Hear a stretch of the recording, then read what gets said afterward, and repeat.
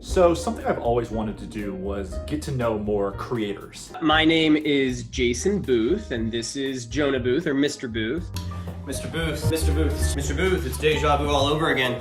I've always worked at an advertising agency that would represent either a big brand or a video game that's launching or another tech company. But I'm also fascinated by people who don't have to worry about that kind of stuff, who are just making art for their own sake. So what I wanted to do was get to know some of those people, hear about how they came up with their big successful idea, what finding that success meant for them. I'm not a professional interviewer. This is clearly not a professional stage. So this is the first attempt at that. This is a dad who I really love on TikTok who serves his 1-year-old restaurant quality meals on a daily basis now. My TikTok channel is at Jason Rockford. Maybe I'll have more channels later on, but as of right now, those are them. Thank you for taking the time. Give me the pitch on what you're doing on TikTok. Well, I started TikTok to mess around with my old improv buddies from down in LA. Thought that I was just gonna be making some stupid videos with them for nothing but our Facebook friends. 10 or 11 videos in, we just decided one day, it'd be funny to do like a fine dining style lunch presentation for Mr. Booth, my son. Mr. Booth, here we are again. Gonna have to set up a crib in the back if this keeps happening. The chef has created something truly special for you today.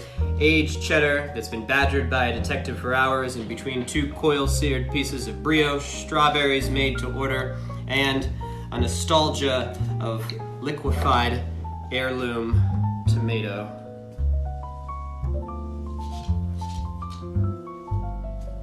And if that were not enough, the chef has also gone out and gotten sea salt. It's not sea salt, but sea salt.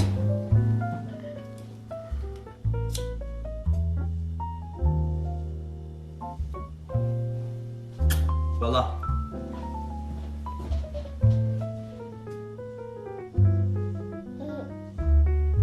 Randomly, that video went viral. The second that I realized that that was the wave, so to speak, I just decided to ride it. Now it's a snowball going downhill, and if I don't continue on that route, I don't know.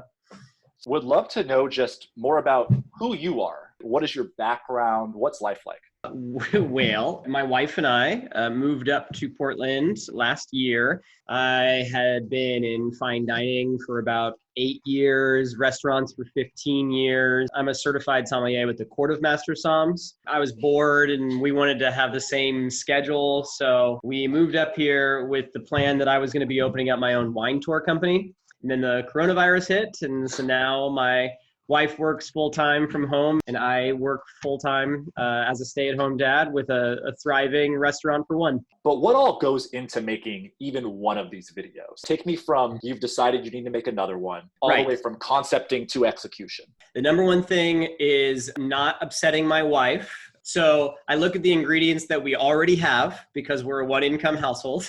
The number 2 element is finding a really good pun, and then we build around it from there. The third element is that I have to still feed my child things that are nutritious to a baby. And my other favorite thing about these videos and restaurants in general, really weird or goofy synonyms. There is something inherently funny about the way that restaurants take one thing and turn it into another thing to make it sound fancier, where a sauce is a gelée, is a gastrique, is a reduction, is a puree, and it's all the same thing. And there's just so few instances of like really great satire that kind of just tickles that industry like it should be. So The chef de Lean Cuisine has come up with something truly inspired for you today. She calls this the Pita Pan and the Lost Boysenberries. The dish is comprised of a wave of microed pita with pièce de résistance, Istanbuls de turkey, cucumber unencumbered a la Buffalo Bill, with boysenberries and a boysenberry tzatziki drizzle. Ciao.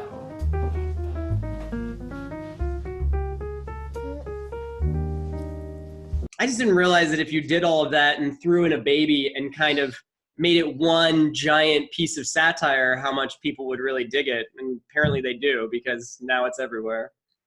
What is it like to work with your son on this? Mr. Booth, come here. Whoa, whoa, you want to say hi? Is that your ball? He knows like 5 to 10 words, and he's very selective about when he uses them. Unless it's, what does a cow say? Hey, there it is. He's an incredibly patient baby as far as us doing this with him. Then again, we also time it really well. He has that 2-hour nap, and when he wakes up, it's lunchtime. And so we still have a slightly groggy baby, which helps. He's an energetic 1.5-year-old who is not like he's some tame child by any sense of the word. He's great. And his timing is insane. I mean, so many of these videos are first take. We typically only have like 1 to 3 takes. If it doesn't happen in one of those, he's digging in, he's hungry. So, and the best part of these videos is Jonah. He nods, he smiles, he gives you that just brilliant straight man moment, and the internet has gone crazy over it, and we just crack up because, we don't know where he gets it. And how often are you shooting these videos now? Once a day. Yeah. Lunchtime. Really? Lunchtime. Yeah. So are you also releasing on a daily basis now? On a daily basis. Yeah. So what is that lifestyle? How long are we continuing that lifestyle? Right now, I feel like this is a thing, and I'm going to just continue to do it until it's not a thing. I don't have anything else going on. I'm taking care of him during the day while my wife is at work. And so that means that we're all home and we can do this. At some point, I assume that, the quarantine will be lifted and she'll go back to work. Exactly. And then we'll probably have to plan around those things, and then it probably won't be an everyday type thing. Yeah. We see a lot of TikTok videos that are multi-cut or lots of like clever transitional tricks. Yours are fundamentally more simple. Are they single shot?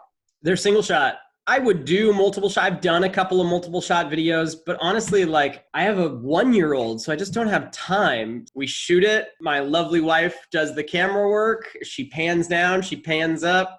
We slap a song from TikTok on there that I think meets the restaurant vibe of whatever dish we just did. If there's a little inside joke we can tell with the song, we'll slip in an inside joke with the song. We do the little logo, filter editing, and then 20 minutes after the video, it's up. So what kind of equipment are you using to shoot these? What kind of phone is it? Are you using any attachments? Just iPhone 8, iPhone 9, whatever the model is I have. It's just holding the phone and just doing the thing. Holding the phone and then making sure that our kitchen lighting is as good as it can be. I know I see some of these TikTokers or TikTokians, I don't know the phraseology, who have these these giant hold your phone. And that's very fancy. We're much more art house flicks coming out of this restaurant. So about how many followers did you have before you posted that video, that first one? I had 200-300 followers, a couple of friends and some random people that had followed me online. The first few videos were really popular, but then the third one is the one that went super viral, that started to just show up online everywhere. And all of a sudden in a week, it was just I have 5,000 followers. And then that video went viral. And the next night it was I have 10,000, 20, 30, 40, 50. So now it's 65,000 followers in 3 weeks time. The video or some combination of the videos are just everywhere now. So. And right now it seems like it's something you're doing for fun that's taken off. Is this something that has generated income for you? You're aspiring to generate income from? Yeah, so we have signed with Jukin Media. We know that they have sold some of our videos. We don't know, so we've made money, we just don't know how much we've made yet. Yeah, absolutely. If we can make money off of this, that is just the cherry on top. If some food company wants to come along and send us food for free and we'll mention it, we'll hawk whatever we gotta hawk. We are a 1-income household. You want me to sponsor you? There's probably not a lot of products I'll say no to in that regard. At this point, we're just doing this every day, and at some point I hope someone comes along and is like, hey, here's a check. Can I just have all your videos? And I'll be like, sold. Go at it. Is it fair to say you have aspirations to try to make this a thing that's an income generator for your family? If you had the chance to do this long term? Yes, absolutely. We don't know what the country's going to look like when it opens back up, right? So if there is a possibility that I could make money off of these short, easy, hilarious, pun-filled videos that I can produce entirely myself from home, that in some way gains me digital ad revenue or anything of that nature, then yes, I will kick that horse, shoot that, whatever the metaphor is. I'll do all of those things. If this is a thing that makes money, I will just do as much as I can of it to make money off of it. And now you're primarily on TikTok. Is this something you're personally looking to expand, an Instagram or a Facebook, or are you mostly just all in on TikTok? Well, we're on TikTok and then we're also on Instagram. I haven't really expanded it to Facebook. I haven't really dipped my toe in the YouTube pool. Maybe I should. And then if I do, there's a lot of other things I do have to figure out. For instance, a lot of these videos on TikTok, I'm using these like jazz cafe type background songs. For me to start making money on these videos, I have to go back and use my originals. Okay, should I go and commission someone to write some background jazz music for me so I can make sure that I can actually make money off of these things? There's lots of little things like that that I still need to figure out kind of the details on. And then just anything else you want to share about yourself, your son, your channel.